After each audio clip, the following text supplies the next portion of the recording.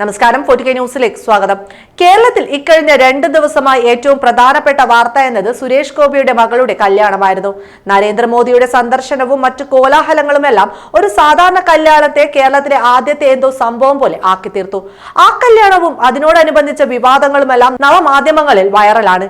2024 ലോക്സഭാ തെരഞ്ഞെടുപ്പിന് മുന്നോടിയായി തന്റെ പ്രതിച്ഛായ വർദ്ധിപ്പിക്കാനുള്ള ഒരു രാഷ്ട്രീയ നാടകം കൂടി ഈ കല്യാണത്തിന് മറവിൽ സുരേഷ് ഗോപി നടത്തിയിരുന്നു. നമ്മുടെ ഇവിടെയുള്ള സുരേഷ് ഗോപി വിരുദ്ധർ എല്ലാവരും കൂടി ചേർന്ന് സുരേഷ് ഗോപിയുടെ ആ അജണ്ട നടത്തിക്കൊടുക്കുകയും ചെയ്തു എന്നതാണ് യാഥാർത്ഥ്യം.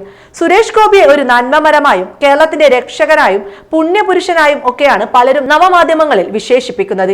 ഏറ്റവും എടുത്തു പറയേണ്ടത് സ്ത്രീജനങ്ങളെ സുരേഷ് ഗോപി കയ്യിലെടുത്തു എന്നതാണ്. സുരേഷ് ഗോപിക്ക് കൊടുക്കുന്ന ആവശ്യമില്ലാത്ത നെഗറ്റീവ് പ്രചാരണം അദ്ദേഹത്തിന് ശരിക്കും മൈലേജ് ആവുകയാണ്. എന്നാൽ സുരേഷ് ഗോപിയുടെ യഥാർത്ഥ മുഖം ജനങ്ങൾക്ക് തെളിയിച്ചു കൊടുക്കുന്ന ഒരു സംഭവങ്ങളും ആരും ഒട്ടും പ്രചരിപ്പിക്കുകയും ഇല്ല. അത്തരത്തിൽ ഒരു സംഭവം ഇന്നലെ നടന്നിരുന്നു. സുരേഷ് ഗോപിയുടെ മകളുടെ കല്യാണത്തിന് പങ്കെടുക്കാൻ അദ്ദേഹത്തിന്റെ നാട്ടിൽ നിന്നും താമസ സ്ഥലത്തിന് അടുത്തു നിന്നുമൊക്കെ വന്ന സാധാരണക്കാർ നേരിട്ട അവഗണനയായിരുന്നു അത്.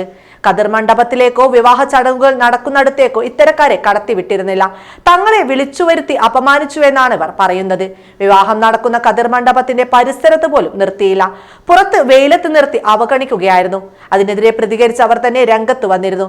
വിളിച്ചുവരുത്തി കതിർ മണ്ഡപത്തിന്റെ പരിസരത്ത് പോയി അകലത്ത് പോലും നിർത്താതെ തങ്ങളെ അപമാനിച്ചു എന്നും സുരേഷ് ഗോപി വിളിച്ചിട്ടാണ് തങ്ങൾ വന്നതെന്നുമാണ് അവർ പറയുന്നത്. തങ്ങളെ വിളിച്ചുവരുത്തി അപമാനിക്കപ്പെട്ടു എന്ന് പറയുന്ന ഇവർക്ക് അപമാനിതനായി തങ്ങൾ എന്ന് മനസ്സിലാവുന്നത് തന്നെ ഇന്നലെ ഈ സംഭവത്തോടെയാണ്. സുരേഷ് ഗോപിയോടുള്ള ഇവരുടെ ആരാധന ഇതോടെ ഇല്ലാതായി. ഇനി സുരക്ഷാ പ്രശ്നങ്ങൾ കാരണമാണെങ്കിൽ ഇവരെ വിളിക്കരുതായിരുന്നു. തിരുവനന്തപുരത്തും എറണാകുളത്തും ഒക്കെ റിസപ്ഷൻ വെക്കുന്നുണ്ടല്ലോ, അവിടേക്ക് വിളിച്ചാൽ പോരായിരുന്നു. ഇതിപ്പോ ഇതാ സാധാരണക്കാരായ ആളുകളെ വിളിച്ച് പുറമ്പോക്കിൽ നിർത്തി അപമാനിച്ചു വിട്ടിരിക്കുകയാണ്. മാത്രമല്ല അപമാനിതരായതിന്റെ എല്ലാ സങ്കടവും അവരുടെ വാക്കുകളിൽ പ്രകടവുമാണ്. ശരിക്കും ഇതാണ് നന്മമരത്തിന്റെ യഥാർത്ഥ മുഖം എന്നതാണ് സത്യം. ആ യഥാർത്ഥ മുഖം സ്വന്തം അനുഭവത്തിൽ തിരിച്ചറിയും വരെ ആളുകൾ അദ്ദേഹത്തിന് ജൈവിളിക്കും എന്നതാണ് സത്യം. സുരേഷ് ഗോപി മാത്രമല്ല, പല നന്മമരങ്ങളെയും ഒക്കെ ആത്മാർത്ഥമായി അടുത്തറിയണം യഥാർത്ഥ സ്വഭാവം മനസ്സിലാക്കണമെങ്കിൽ.